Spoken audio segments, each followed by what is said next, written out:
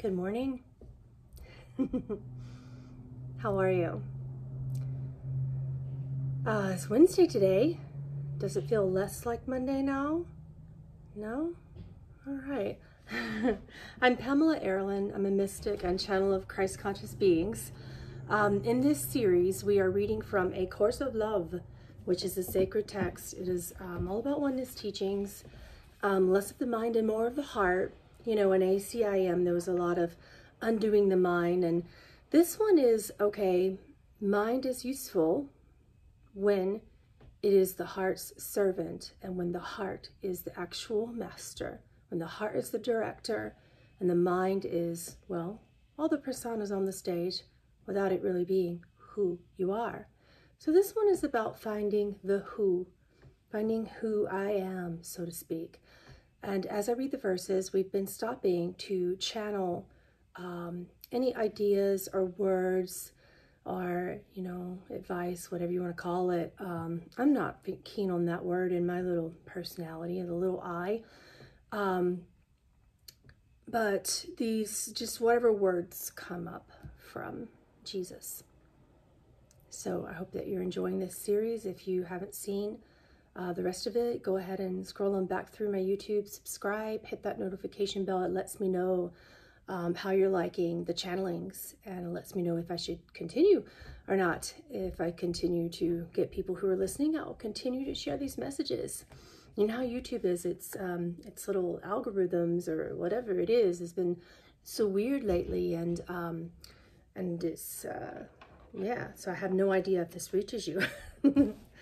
So we are on chapter 3. We just started it. We're only a few verses in. For those of you following along, we're starting on 3.5 today.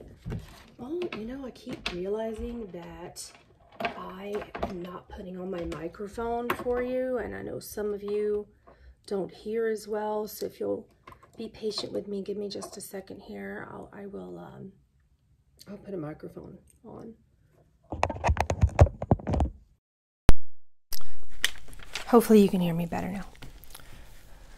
Okay, let's get going on 3.5. It says, all that you now see are but symbols of what is really there before you in glory beyond your deepest imaginings. He stops us right here. He always holds up his hand when he wants to say something to us.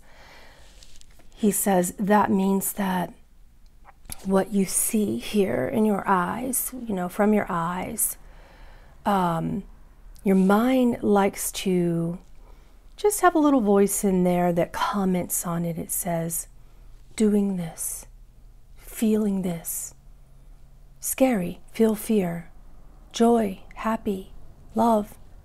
The mind simply comments without a personal identification that comment system is you. When you can get beyond that in this course and see that you're not that voice commenting on what is happening and what you see and what you feel, you may ask, who is I? Who is doing that thinking? What is that voice that says, feel this way, think this way, this is that? But what if it's beyond what that voice can conjure? What it can tell you about love and truth? What if the miracle is that everything you see and everything that voice comments on is just a reflection of a divine reality that the human mind cannot yet even imagine? It's unfathomable to the human mind. Now the mind will stop you here and it will say, but if I don't understand it, how can I learn it? Yet, what if it's beyond learning? When miracles take place and they are realized, they set into your system in the way that clay dries into a mold. But if the mold is not of the mind's design, how can it comment? How can it tell you what anything truly is? Listening from the heart, which is what this course will show and demonstrate, not teach, just show, will be the key to the kingdoms of the heart that allow the mind to function sanely. This key of love, which realizes the apparent divine nature, the simplicity of grace, will also undo the mind so completely that it needs to reformulate. And sometimes it takes its time. Be gentle with yourselves during that moment of time that you call awakening. Okay, moving on to, we're still in 3.5. Sometimes he says such profound things that are also so simple that I just kind of, the mind loses its track. We just demonstrated what he just said. The mind goes, what? Wait, halt. I don't know. Okay, continuing 3.5, it says, yet you persist in wanting only what your eyes can see and your hands can hold. You call these things real and all else unreal. You can close your eyes and believe that you are in the dark, but you will not believe that you are no longer real. Close your eyes on all that you have become accustomed to seeing, and you will see the light. He stops us here. He has a lot to say today. He says that's a metaphor for going into the quiet nothingness space. In the mysteries, all the adepts called this the great abyss. In science, you may call this a void space. Yogis may call it the lap of nothingness.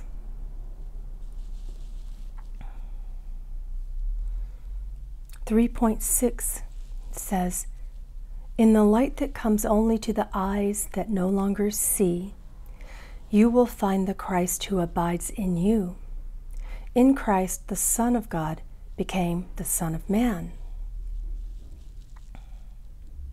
It stops us here. This is me simply sharing with you what those words mean.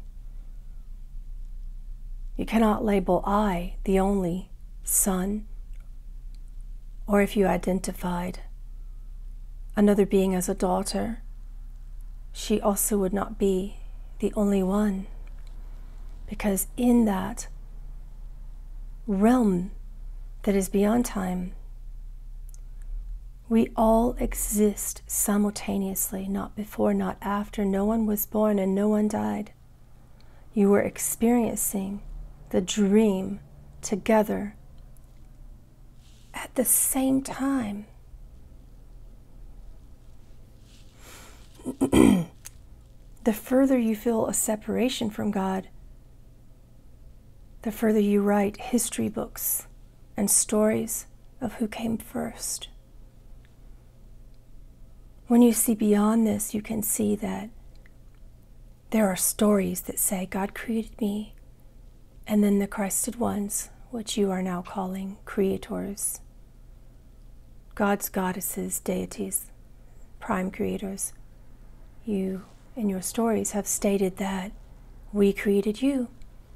And I will take you further than that. What if we are all the same? What if we are not created and we are not creator, but we are creation together?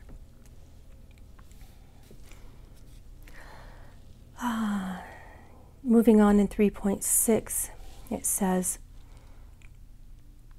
Jesus walked the world with a face much like your own, a body with 2 legs and 2 arms, 10 fingers and 10 toes, and yet you know this was not Jesus, nor is this a picture of the Christ. Jesus gave a face to love, as you do here as well, but love did not attach itself to form and say, this is what I am. How can anything have a form except in symbols? A family crest, a mother's ring, a wedding band are all the same. They but represent what they symbolize in form. He stops us here and says this means all of the Buddhas and the Bodhisattvas, all of the wise sages and Christed mystics recognize that the form is but a symbol of the consciousness of Christ. This means it is impossible to have but one Messiah, but one Son of God.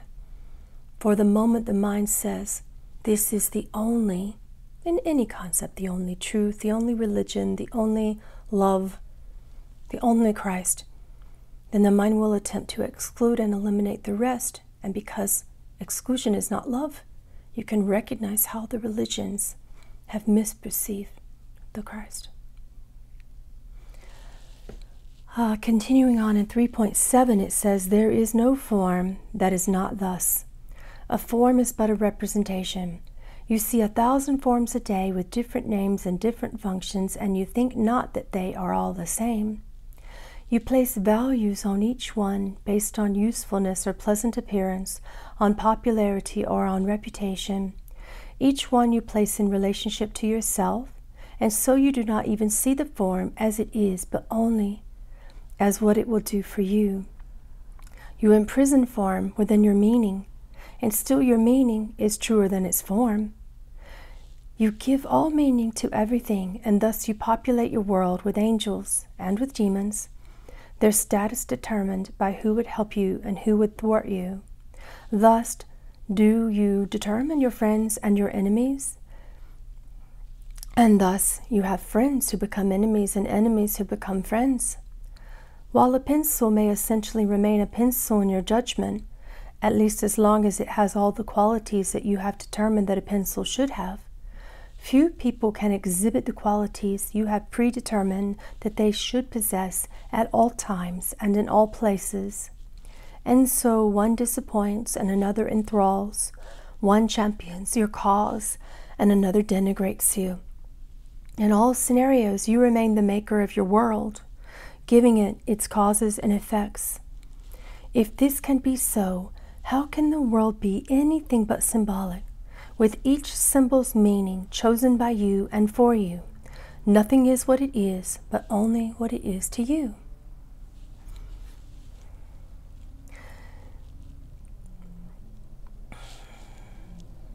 This is not from Jesus, but just a story from one of my favorite gurus, Ram Dass. I was listening to a story from him this morning, and he said, when you're in the space creating a certain demonstrative effect, people feel a certain way around you, and thus they feel the expression of Divine Mother. And then perhaps people in your household would see the person who didn't take out the trash. This is the meaning that a mind sees. And a person may say, she cursed that day, she is not Divine Mother that day. She shared something profoundly spiritual the next day, she is Divine Mother this day. But we'll forget the moment you do something that is judged by a system of meaning, and then suddenly you aren't. This is why we are beyond meaning, he said. 3.8 says, into this rank, confusion is brought a simple statement. Love is, never changing, symbolizing only itself. How can it fail to be everything or to contain all meaning? No form can encompass it, for it encompasses all form. Love is the light in which form disappears, and all that is seen as it is. 3.9 says, you who are looking for help wonder now how this would help you. What is there left to say that has not been said? He stops here and says, the mind says, explain it to me differently. Give me something that makes me feel better. The truth about love is that it causes the mind to feel a certain discomfort at first, until the mind relents and relinquishes its meaning. The truth of love, when I speak it to you, will be resisted.